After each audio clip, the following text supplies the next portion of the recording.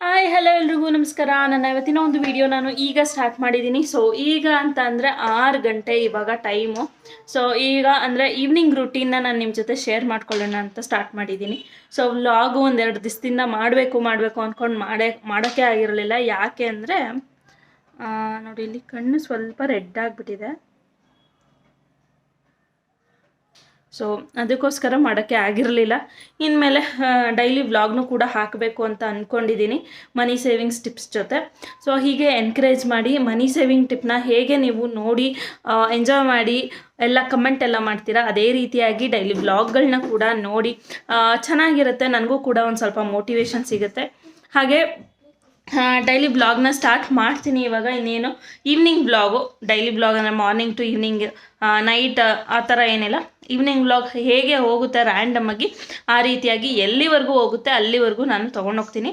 ನಾಳೆ ಈ video upload ಮಾಡೋಣ ಅಂತ ಅಂದ್ಕೊಂಡಿದ್ದೀನಿ. ಸೊ ಇಷ್ಟ ಆಗೇ ಆಗುತ್ತೆ ಅಂತ ನನಗೆ ಗೊತ್ತು. ಇಷ್ಟ ಆದರೆ ಗೊತ್ತೇ ಇದೆ ಅಲ್ವಾ, ಲೈಕ್ ಶೇರ್ ಕಮೆಂಟ್ ಮಾಡ್ತಾ ನಿಮ್ಮ ಅಭಿಪ್ರಾಯಗಳನ್ನ ತಿಳಿಸೋದನ್ನ ಮರಿಬೇಡಿ. ಹಾಗೆ ನೀವಿನ್ನ ಯಾರು ನನ್ನ ಚಾನಲ್ನ ಸಬ್ಸ್ಕ್ರೈಬ್ ಆಗದೆ ನೋಡ್ತಾ ಇದ್ದರೆ ಈ ಕೂಡಲೇ ಹೋಗಿ ಸಬ್ಸ್ಕ್ರೈಬ್ ಆಗಿ. ಸೊ ನೆನ್ನೆಯ ಒಂದು ಮಿನಿ ವ್ಲಾಗ್ನಲ್ಲಿ ನಾನು ಹೇಳಿದ್ದೆ ಮನೆ ಕ್ಲೀನಿಂಗ್ ಸ್ಟಾರ್ಟ್ ಮಾಡಬೇಕು ಅಂತ. ಸೊ ನೋಡೋಣ ಯಾವಾಗ ಟೈಮ್ ಕೂಡ ಬರುತ್ತೆ. ಆದಷ್ಟು ನಾಳೆಯಿಂದ ಶುರು ಮಾಡೋಣ ಅಂತ ಅಂದ್ಕೊಂಡಿದ್ದೀನಿ. ಯಾವ ರೀತಿಯಾದಂತಹ ಕ್ಲೀನ್ ಅಂತ ಅಂದರೆ ಮೂಲೆನೂ ಬಿಡದ ಹಾಗೆ ಕ್ಲೀನ್ ಮಾಡಬೇಕು ಅಂತ ಅಂದ್ಕೊಂಡಿದ್ದೀನಿ. ಸೊ ಇಲ್ಲಿ ಮಕ್ಕಳುಗಳು ಇಬ್ಬರು ಕೂಡ ಆಟಾಡ್ತಾ ಇದ್ದಾರೆ. ಸೊ ಅವ್ರಿಗೆ ಖಾನ ಪೀನ ಎಲ್ಲ ಕೊಟ್ಬಿಟ್ಟು ಇನ್ನು ಶುರು ಮಾಡಬೇಕು ನನ್ನ ಕೆಲಸನ. ಯಾಕಂದರೆ ಅವ್ರು ಹೊಟ್ಟೆ ತುಂಬಿಸಿದ್ರೆ ಸಮಾಧಾನ ಆಗೋದು ಅವರು. ಸೊ ಹಾಗಾಗಿ ಬ್ಲಾಗ್ನ ಕಂಟಿನ್ಯೂ ಮಾಡ್ತೀನಿ ನೋಡಿ. ಸಂಜೆಯ ಮೇಯ್ನ್ ಕೆಲಸ ಏನಪ್ಪ ಅಂತ ಅಂದರೆ ವಿಂಡೋಗಳನ್ನ ಹಾಕಿ ಸ್ಕ್ರೀನ್ನೆಲ್ಲ ಹಾಕೋದೆ ಒಂದು ಮೇಯ್ನ್ ಕೆಲಸ ನನಗೆ. ಇಲ್ಲ ಅಂದರೆ ಸೊಳ್ಳೆ, ಇವಾಗಂತೂ ತುಂಬ ಸೊಳ್ಳೆಗಳು. ಸೊ ಸ್ವಲ್ಪ ಲೈಟ್ ಎಲ್ಲ ಪ್ರಾಬ್ಲಮ್ ಆಗ್ಬೋದು. ಲೈಟ್ ಹಾಕೋವರೆಗೂ ಕಿಟಕಿ ಬಾಗಿಲುಗಳನ್ನೆಲ್ಲ ಮುಚ್ಚಿ ಲೈಟ್ ಹಾಕ್ತೀನಿ. ಹಾಗೆ ವ್ಲಾಗ್ನ ಮಾಡೋಣ ಅಂತ ಅಂದ್ಕೊಂಡು ಮಾಡ್ತಾಯಿದ್ದೀನಿ. ಸೊ ಇದು ಸ್ಕ್ರೀನ್ ಹಾಕಿದ್ದೀನಿ.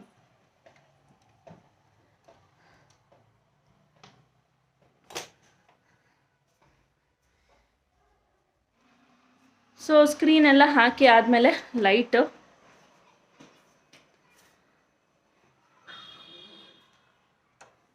ಸೊಳ್ಳೆಗಳಂತೂ ತುಂಬಾ ಇದೆ ಇಲ್ಲಿ. ಸೊ ಅದಕ್ಕೋಸ್ಕರ ಇವಾಗ ಸಂಜೆ 6 ಗಂಟೆ ಆಗ್ತಿದ್ದಂಗೆ ಬಾಗಿಲು ಕಿಟಕಿಗಳನ್ನ ಮುಚ್ಚಬೇಕು ಅಂತ. ಯಾಕಂದರೆ ನೈಟು ತುಂಬ ಸೊಳ್ಳೆಗಳು ಬರುತ್ತೆ. ಅದು ಎಲ್ಲಿ ಮ್ಯಾಟ್ ಹಾಕಿದ್ರೂ ಕೂಡ, ಲಿಕ್ವಿಡೇಟರ್ ಹಾಕಿದ್ರು ಕೂಡ ಗುಯ್ ಅಂತಿರುತ್ತೆ. ಸೊ ಸೊಳ್ಳೆ ಪರದೆ ಅವೆಲ್ಲ ನಮಗೆ ಅಡ್ಜಸ್ಟ್ ಆಗೋಲ್ಲ. ಸೊ ಲಿಕ್ವಿಡೇಟರ್ ಸ್ವಲ್ಪ ಹೆಲ್ತ್ಗೆ ಒಳ್ಳೇದಲ್ಲ. ಬಟ್ ಏನು ಮಾಡೋದು, ತುಂಬ ಸೊಳ್ಳೆ ಇದ್ದಾಗ ಹಾಕ್ಕೊಂಡೇ ಹಾಕೋತೀವಿ. ಹಾಗೆ ಫ್ಯಾನು ಅಷ್ಟೇ. ಅಡುಗೆ ಮನೆ ಹೇಗೆ ಬೇಕಾಗಿದೆ, ಬೇಜಾರು ಮಾಡ್ಕೋಬೇಡಿ. ಎಲ್ಲ ಕೆಲಸಗಳು ಬಾಕಿ ಇದೆ, ಎಲ್ಲ ಮಾಡಬೇಕು. ಅದಕ್ಕಿಂತ ಮುಂಚೆ ಹೇಳಿದ್ನಲ್ಲ, ಮಕ್ಕಳಿಗೆ ಹಾಲು ಕಾಫಿ ಎಲ್ಲ ಕೊಟ್ಬಿಟ್ಟು ಶುರು ಮಾಡ್ತೀನಿ. ವ್ಲಾಗ್ ಜೊತೆ ಇರಿ ಅಂತ ಹೇಳ್ತಾ ಬನ್ನಿ.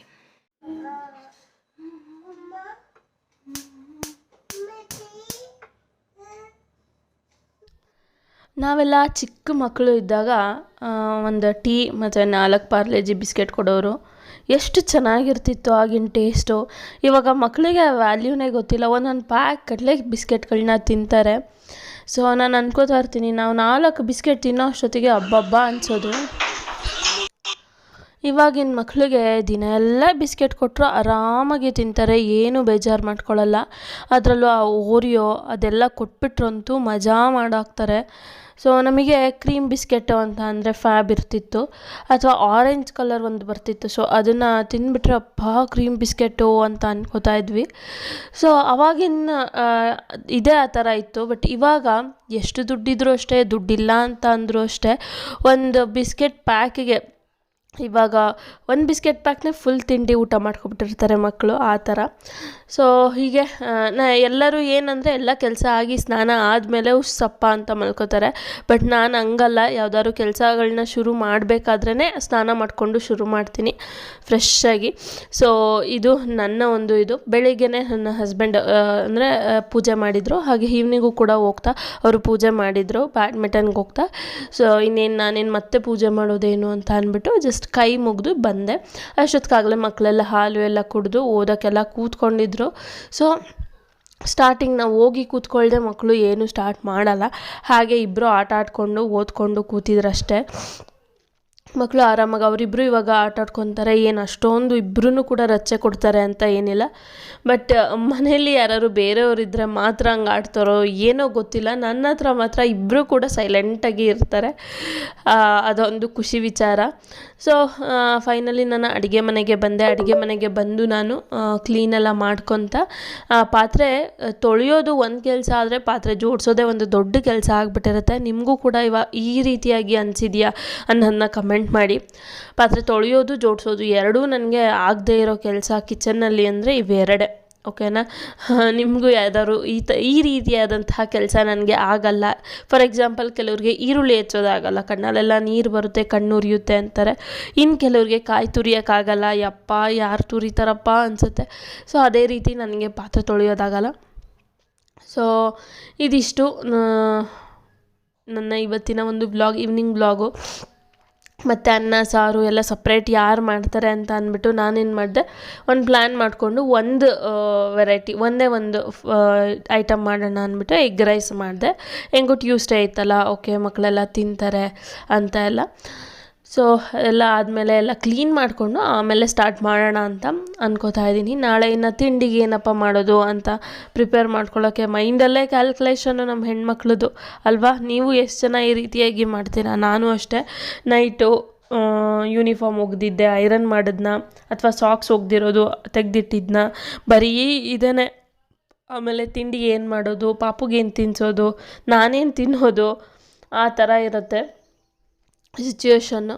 ಸೊ ಹೇಗೆ ಅಂತ ಅಂದರೆ, ಕೆಲವ್ರ ಜೀವನದಲ್ಲಿ ಅವರು ಮರ್ತೇ ಬಿಟ್ಟಿರ್ತಾರೆ ಅನ್ನೋದಕ್ಕೆ ಇದೊಂದೇ ಸಾಕ್ಷಿ. ಮಕ್ಕಳು ಸ್ವಲ್ಪ ಬೆಳವಣಿಗೆ ಆಗೋವರೆಗೂ, ಮಕ್ಕಳು ಬೆಳೆದಾದ್ಮೇಲೆ ಸ್ವಲ್ಪ ಈ ಕಡೆ ಬರ್ತಾರೆ, ಅಷ್ಟರಲ್ಲಾಗಲೇ ಇವರ ಆರೋಗ್ಯ ಹದಗೆಟ್ಟೋಗಿರುತ್ತೆ. ಸೊ ನಾನು ಅಷ್ಟೇ ಹಲವಾರು ಬಾರಿ ನಿದ್ದೆ ನೀಟಾಗಿ ಆಗಿಲ್ಲ, ನನಗೆ ನಿದ್ದೆ ನೀಟಾಗಿ ಆಗಿಲ್ಲ ಅಂತ ಅನ್ಕೋತಿರ್ತೀನಿ. ಅವಾಗ ಒಂದ್ಸಲ ಯೋಚನೆ ಮಾಡ್ತಾ ಇರ್ತೀನಿ, ಮಕ್ಳಿಗೋಸ್ಕರ ತನ್ನ ತಾಯಿ ಎಷ್ಟು ಇದು ಮಾಡ್ತಾಳೆ, ಎಷ್ಟು ತನ್ನನ್ನು ತಾನು ಸಮರ್ಪಿಸ್ಕೊತಾಳೆ ಅಂತ ಅನ್ನಿಸ್ತಾ ಇರುತ್ತೆ. ಸೊ ಎಸ್ ಹೌದು ಅಂತ ಅಂದ್ಬಿಟ್ಟು ಲಾಸ್ಟಿಗೆ ಎಲ್ಲ ಕಸ ಎಲ್ಲ ಗುಡಿಸಿ ಶೆಲ್ಫೆಲ್ಲ ಕ್ಲೀನ್ ಮಾಡಿ ಆದಮೇಲೆ ನಾನು ಮಕ್ಕಳು ಏನು ಮಾಡ್ತಾರೆ ಅಂದರೆ, ಡಸ್ಟ್ಬಿನ್ ಇಟ್ಟಿಲ್ಲ ಅಂತ ಅಂದರೆ ಕಸನೆಲ್ಲ ತಂದು ಇಲ್ಲಿ ಹಾಕ್ಬಿಡ್ತಾರೆ. ಸೊ ಅದನ್ನು ತೆಗಿಯೋದೇ ನನ್ನ ಡೈಲಿ ಕೆಲಸ ಆಗಿಬಿಟ್ಟಿರುತ್ತೆ. ಡಸ್ಟ್ಬಿನ್ನ ನಾನು ಅಡುಗೆ ಮನೇಲಿ ಇಡಲ್ಲ, ನನಗೆ ಇಷ್ಟ ಆಗಲ್ಲ. ಸೊ ಅವಾಗೆ ಗಲೀಜನ್ನೆಲ್ಲ ಕ್ಲೀನ್ ಮಾಡ್ಕೊಬಿಡೋಣ ಅಂತ. ಸೊ ಅದಾದಮೇಲೆ ಇವನು ಬ್ಯಾಟ್ ಮೇಲೆ ಕಾಬೂಲ್ ಕಡಲೆಕಾಳನ್ನ ಒಂದು ಆ್ಯಕ್ಟಿವಿಟೀಸ್ ಹೇಳ್ಕೊಟ್ಟಿದ್ದೆ, ಸೊ ತೆಗೆದು ಇಡೋದನ್ನು.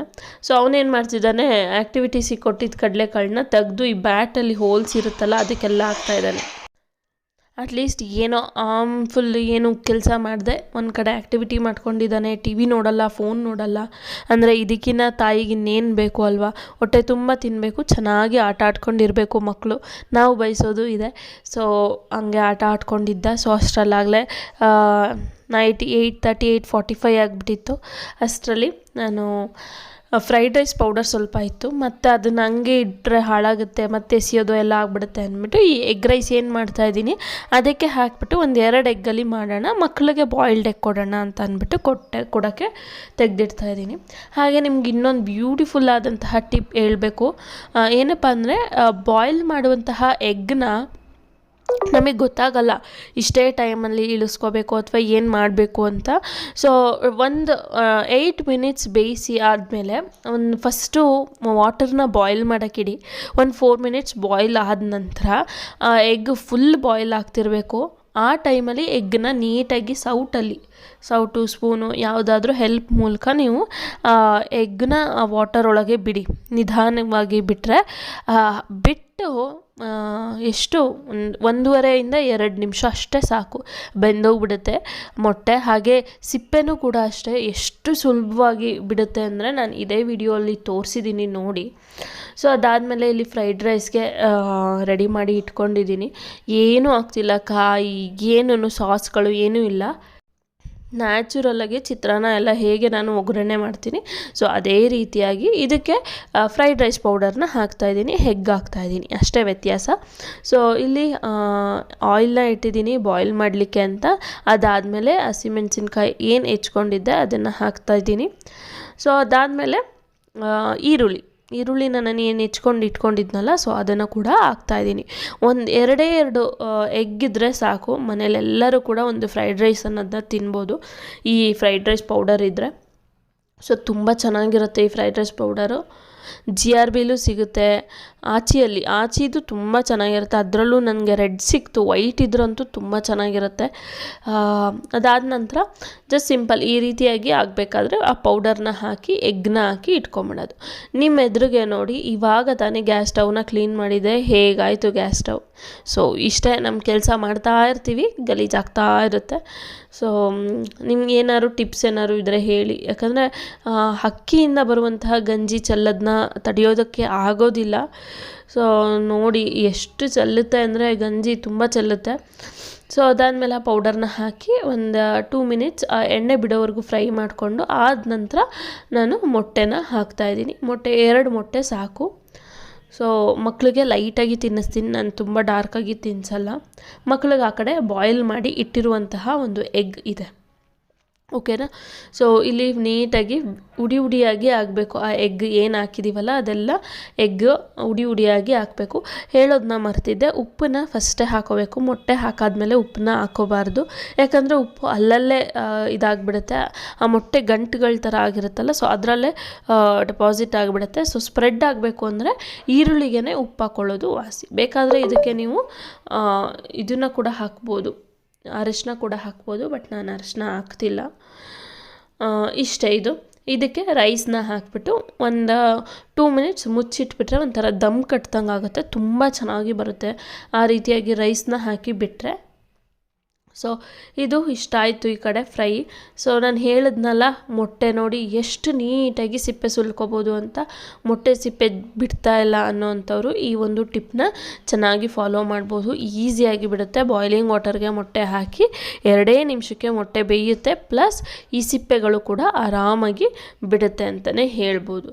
ಮೊಟ್ಟೆ ನಾನು ಬಾಯ್ಲ್ಡ್ ಎಗ್ಗೆ ನಾನೇನು ತಿನ್ನಲ್ಲ, ಮಕ್ಳಿಗೋಸ್ಕರ ನಾನು ಬಾಯ್ಲ್ ಮಾಡಿ ಎತ್ತಿಟ್ಟಿದ್ದಾಯಿತು. ಸೊ ಇದಾದ ನಂತರ ಎಗ್ ರೈಸು ಕೂಡ ರೆಡಿಯಾಗಿದೆ. ಎಗ್ ರೈಸ್ಗೆ ಈ ರೀತಿಯಾಗಿ ಅನ್ನ ಹಾಕಿಬಿಟ್ಟು ರೈಸ್ನ ಹಾಕಿಬಿಟ್ಟು 1.5 ಮಿನಿಟ್ ಬಿಡಬೇಕು, ದಮ್ ಕಟ್ಟೋ ರೀತಿಯಾಗಿ ಬಿಟ್ಟರೆ ಉಡಿಯಾಗಿ ಬರುತ್ತೆ. ಸೊ ಇದಿಷ್ಟ ಆಯಿತು ಎಗ್ ರೈಸ್ನ ಕತೆ. ಇಲ್ಲಿಗೆ ಎಗ್ ರೈಸ್ ಮುಗೀತು, ಎಗ್ ರೈಸ್ ರೆಸಿಪಿ. ಸೊ ಇನ್ನು ಏನಿದ್ರು ಬ್ಯಾಟಿಂಗ್ ಮಾಡೋದು ಅಷ್ಟೇ. ಸೊ ಐ ಹೋಪ್ ನೀವೆಲ್ಲರೂ ಕೂಡ ಈ ಒಂದು ವಿಡಿಯೋನ ಎಂಜಾಯ್ ಮಾಡಿದರೆ ಅಂತ ಅನ್ಕೋತೀನಿ. ಎಂಜಾಯ್ ಮಾಡಿದರೆ ದಯವಿಟ್ಟು ವಿಡಿಯೋನ ಲೈಕ್ ಮಾಡಿ, ಶೇರ್ ಮಾಡಿ, ಕಮೆಂಟ್ ಮೂಲಕ ನಿಮ್ಮ ಅಭಿಪ್ರಾಯಗಳನ್ನ ತಿಳಿಸಿ. ಎಲ್ಲ ಕೆಲಸ ಆದಮೇಲೆ ನೈಟ್ ಕೆಲಸ ಏನಪ್ಪ ಅಂದರೆ ನೆಕ್ಸ್ಟ್ ಡೇಗೆ ಏನೇನೆಲ್ಲ ವರ್ಕ್ ಮಾಡಬೇಕು ಅನ್ನೋದನ್ನ ನಾನು ಬರ್ಕೊಂಡು ಇಟ್ಕೋತಾ ಇದ್ದೀನಿ. ಸೊ ಆಗ್ತಿದ್ದಂಗೆ ಆ ಕೆಲಸಗಳೆಲ್ಲ ಆಗ್ತಿದ್ದಂಗೆ ಅದ್ರ ಪಕ್ಕ ನಾನು ಟಿಕ್ ಮಾರ್ಕ್ ಹಾಕಲಿಕ್ಕೆ ಈಸಿ ಆಗುತ್ತೆ ಅಂತ. ಒಂದೊಂದೇ ಮಾಡ್ತೀನಿ, ನೆನಪಾದಾಗ ಮಾಡ್ತೀನಿ ಅಂದರೆ ಆ ನೆನಪು ಅಲ್ಲೇ ಆಗೋದೇ ಇಲ್ಲ, ಆ ಕೆಲಸನೂ ಕೂಡ ಅಲ್ಲೇ ಉಳಿದ್ಬಿಡುತ್ತೆ. ಸೊ ನನ್ನ ಇವತ್ತಿನ ಮಾತು, ನೆನಪಾದಾಗ ಕೆಲಸ ಮಾಡಿಕೊಂಡು ಹೋಗ್ತಾ ಇರಬೇಕು.